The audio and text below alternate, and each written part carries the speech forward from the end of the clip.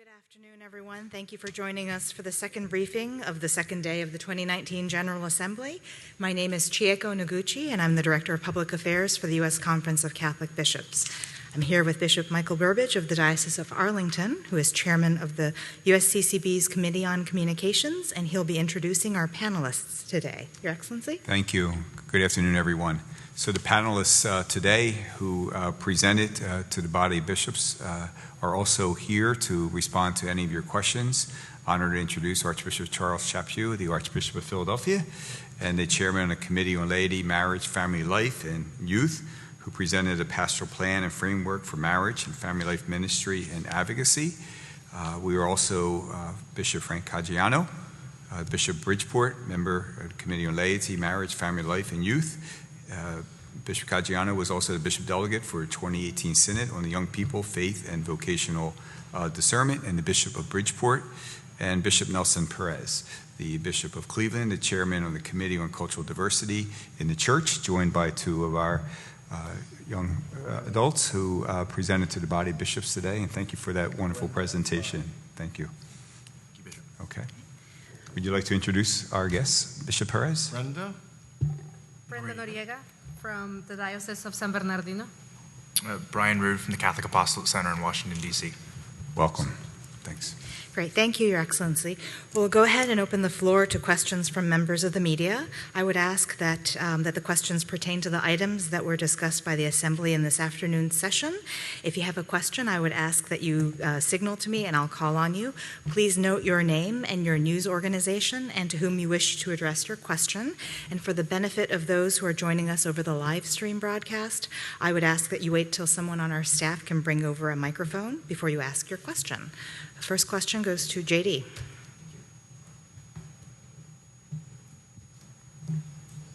Thank you, J.D. Flynn, and thank you, Chieko. And I hope you'll permit me a little bit of liberty because my question, Archbishop Chaput, is for you, but it's about this morning. You had a theological disagreement this morning, but I'm not sure I completely understood it.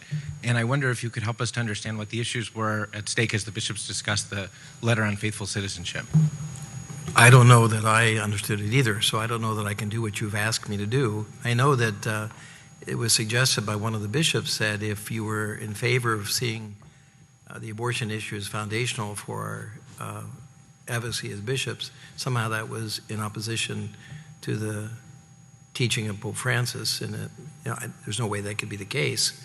I think it's around those kind of issues. How much do we focus our attention on the life issues over and against focusing on social justice issues? But if you see life issue as a social justice issue, that kind of goes away. All of them are extraordinarily important. All of them are about human dignity. But there's something foundational about human life. It's been part of the perception of the American bishops for generations of bishops, actually. So that doesn't put us in opposition to anything, because Pope Francis is clearly against the abuse of life in any circumstances. But it was suggested publicly that somehow us holding that position would be acting in a way that would present us as enemies of Pope Francis. I think that's just an artificial kind of argument that's not true. Okay. But you'd have to ask the other part of the discussion for clarification of their point of view. Okay. The next question goes to Mark. Mark Pattison from Catholic News Service. Question for you, Archbishop Chaput, from this afternoon.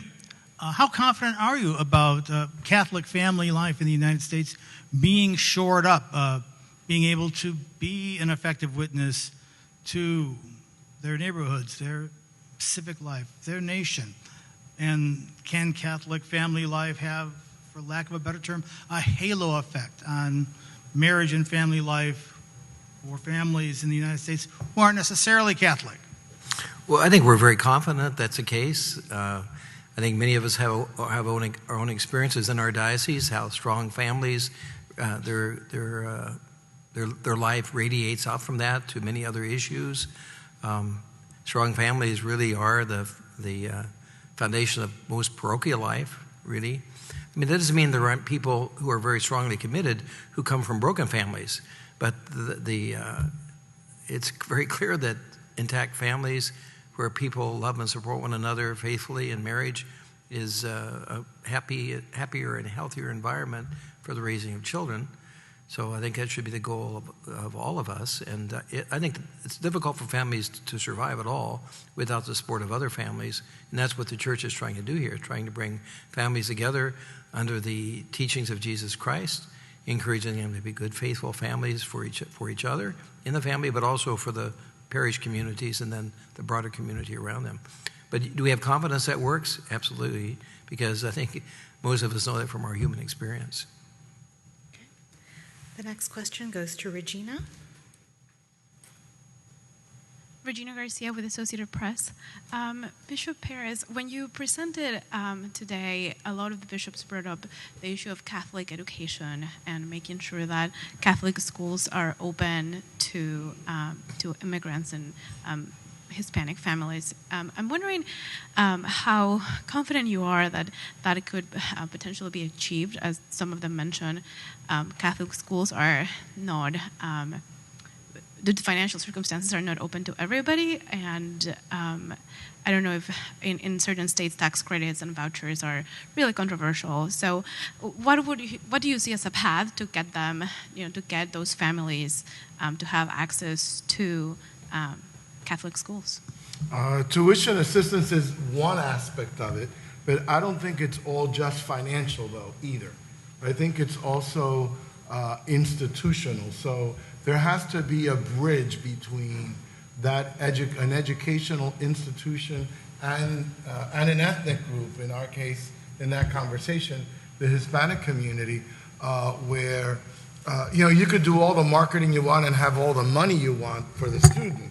But if the parents are unable to engage and interact with the administration and the teachers of that school, then the communication falls apart. So many dioceses have developed all sorts of programs for companions or advocates. In New York, they call them advocates, or madrinas, they call it, where they all do basically the same thing. Establish a bridge between that learning institution and the community so that it's not just accessible financially, right, and institutionally, but also in terms of culture and also in terms of language. So there has to be a bridge that brings that together. And they have to be invited. They have to be invited to be consider themselves part of that kind of community. Okay. Next question goes to Dennis.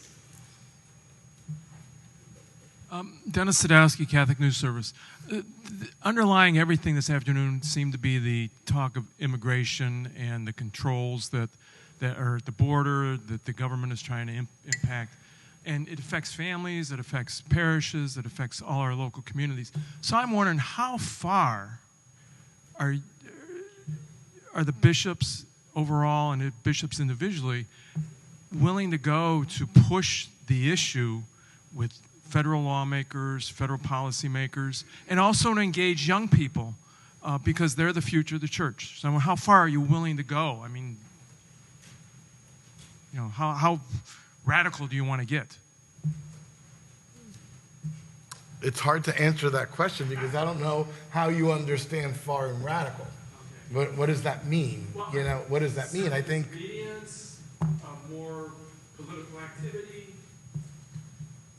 From my understanding, and my experience, the USCCB has been very active, actually, in promoting and advocating and lobbying for comprehensive immigration reform for a long time now. And there is constant interaction between the USCCB and members of the Hill as well as the administration to push that reality forward. May I just add a thought? And my experience is that the more confrontational one becomes, the less you achieve. That it's the path of conversation and dialogue that's probably the most effective. And I think the conference has been very effective in that, raising questions, having reasoned dialogue, and those who are reasonable will respond. So that would be my suggestion. Also, we before we talk about confronting the government, we haven't been successful with our own people in the church, and that seems to be where our greatest ability to convince people would be. Can we convince our Catholic people? And so we have to convince them in ways that are both reasonable and gospel. They have to be convinced by the teachings of Jesus and not see us as instruments of this or that political party. I think that many of us have had hearings in dioceses and things like that. Even after that, do our people follow our teaching? Doesn't seem like it's worked very well. So we're not, I don't know why it doesn't work, but it doesn't work very well. I don't think we have had a lot of success with our own Catholic people. And that's why I wanted to ask that. Because you haven't had success in the legislative side. So I'm just wondering if there's another step that you could go to. Well, if we could get our people to be on our side, it would work legislatively because they would lobby their politicians. But the politicians know that somehow we don't have our people on our side. We have many of them, by the way, and I think many people have goodwill, but many of them they're not convinced by the political parties of our country to embrace their techniques of achieving these goals, I guess. You guys have any? I would agree with that, absolutely. I think we need to advocate among our own people as well. If we could run it, we have a great program because there's no better program for dealing with the issues of immigration than those of the Catholic Church. They're wonderful principles. If we apply them, they'd be very effective, but somehow it hasn't been able to seep into the lives of our parishes and our people. And I think as you say, how far will you go? It could be summarized as we'll never tire. We will never tire of preaching, teaching the mandate of the gospel, and persevering, even in the midst of what seems to be a lack of success. We will not tire. Pablo? Pablo K., Angeles News from the Archdiocese of Los Angeles. My question is for Archbishop Chaput. As you wrap up your term as chairmanship of this Family Life Committee, it seems like sometimes in the getting the teachings of the Church to reach the culture, it seems like sometimes we're fighting a losing battle. But especially during these last few years in your term, what gives you the most hope? Well, what gives me the most hope is meeting young people who understand what the Church means by marriage and family and embraces it, and to see successful programs and accomplishing that on college campuses and the like. That always gives me hope when you see it really working. What gives me the least amount of hope is the rate of cohabitation among the people who have come to us to be married in the Church. It's just huge. We just haven't been able to get that message clearly across either. And even parents who are, good practicing Catholics don't seem to object to their children living together anymore, which is always a great concern to me too, because if we don't have the family teaching that, if it's just the Church teaching it, we don't have much success. That's why the family is so very important. If the Church teaches it and the family doesn't, we're not going to win, because our voice is small compared to the voice of mom and dad and the family. And I thought my greatest hope is meeting people who believe it and live it, and my despair is the rate of cohabitation. I think it's about 80% I've seen. Okay. Next question goes to Enrique.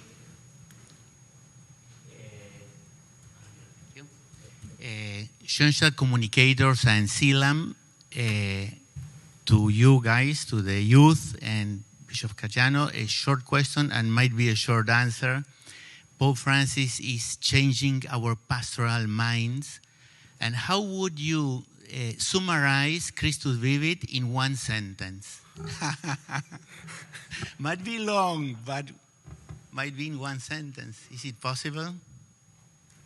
I don't think it's possible, but I will say that Christus Vivit it's a message of hope. It's a love letter from a pastor that is bringing this sense of urgency to the young people to, one, learn to assess their own reality, the reality of their communities, to articulate that reality, and then to discern that reality and take action, having the light, having Christ at the center of the conversation. I don't know if I can summarize in one sentence. That's a tall task, but I can give a one-sentence suggestion, and that would be to read the entire document through the lens of chapter 4. Because what Pope Francis tells us, these truths of our relationship with Christ and the nature of God, which to some of us might seem to be very simple. We've known these for years. The reality is that not everyone does know that. But what we'll see is when we read these truths that Christ loves us, he suffers with us, he died, and he saves us. And then we read the following chapters and the preceding chapters, we'll see that everything that Pope Francis has given us in this document, when read through that lens, witnesses the kerygma in, I think, a very profound way. So that's where I would start. I can't give you a summary, though. Okay. We're running out of time, but we have time for one more question. It's going to JD. JD again. Brendan, Brian, my question is for you. And yesterday we heard Bishop Barron give a talk about what will help young people to practice the faith, and now we're blessed because we have some young people here. And so I just wonder if you would talk to us about your experience of what is it that among your peers and among young people, what are the things that attract them to practice the faith or support them or encourage them in practicing the faith? I would say that when we talk about young people and youth and young adults and then our peers, we are young adults, but there is a diversity of them. There are some young people that really need to encounter Christ through us, not theology, not Catholic morality, nothing, of the mind, but that they really need to encounter a risen Christ through somebody who cares about them. Because when young people are starving, when young people are concerned about the student loans, when young people are in prison, right now I'm in communications with a family of this young girl who is 18. Her family is from Venezuela, and she is in one of the detention centers in Arizona. And this young girl, Billy, is very involved in her church, or used to be very involved in Venezuela. But with these young people, in the moment, what they need is the living gospel. Not just information and statistics, but they need the living gospel. And then we have others who have already encountered Christ, who love Christ, and they want to grow. And I think Christus Vivit, Pope Francis tells us, only 2 things are necessary when it comes to ministry with young people. The first one, it's outreach, and the second one is growth. And when it comes to growth, then in outreach, we talk about the kerygma first. And then on growth, we help them to grow in their faith. And then it comes all the teachings, But we cannot go to one side or the other, be way too pastoral, or then just stay in the teachings of the church. We have to practice the teachings. And that is also attractive to the young people when they see us genuinely practicing the teachings of the church. A lot of my context, like I said in the presentation, I was confirmed just over 3 years ago. So a lot of the context that I have comes from my experience at Catholic University of America in Washington, D.C. And I'll say, I think it comes down to 2 things. The first, and it's not just to repeat my main point from my presentation earlier, but is accompaniment. I was blessed to participate in a student ministry program that CUA has, and it's a very special program where about 23 students from sophomore to senior are chosen to minister to the campus and to the residents on campus. And what I found was that it was great that we had students that would always come. They would always go to Mass. They would always come to our events. They would always do this. But then there were those students who, are Catholic, who might go to Mass sometimes. And what I found, and what we all found as ministers, is that if we just cling to those events, if we just cling to those things, we're never going to get those people. And not that we're not going to get them, we're never going to help them to experience Christ. So I think the first is accompaniment, and that comes in all shapes and forms, that people were relational. You can find that, if you want to go theological, you can look at the nature of the Trinity, that is relational, and that if we're made in the image and likeness of God, then we too are relational. So what keeps people coming is that relationship, that witness, that they see Christ through that. And then secondarily is community that is formed in part due to that witness, that once people have seen what Christ is doing in the lives of others, they want to share that. I know all the statistics and polls and all these things tell us that young people today are so individualistic, and they refuse any sort of community and are just face to the ground, keep walking straight. And I'll say, in my experience on my campus and with my friends, that's not true. Young people are really searching and desiring community. So once we're accompanying and showing Christ to others, the community forms, and that's where we breed the parishes and the families that Archbishop Chaput is talking about, that help the church to continue to go out. May I just make a comment? Enrique, you asked for a single sentence to summarize Christus Vivit. Allow me to offer you a picture instead. So right here, we have young people invited to the table who speak articulately with wisdom and pastoral insight, who are assuming leadership in the church. That is what Christus Vivit is all about. And I would add to that, Bishop, that we often talk about those that are not there, right? But I can't just think about them, right?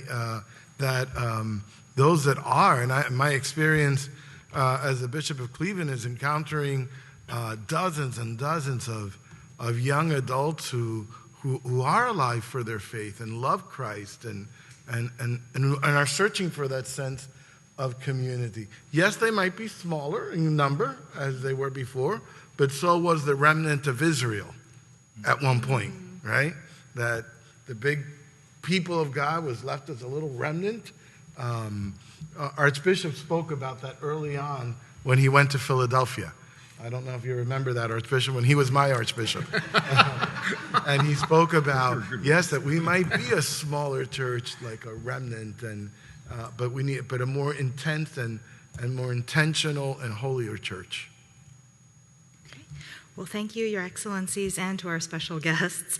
This concludes the press briefings for today, Tuesday, November 12th. We'll have our next briefing after the conclusion of the morning session tomorrow. Thank you, and have a good evening. Thank you. Great, thank you. Thank you.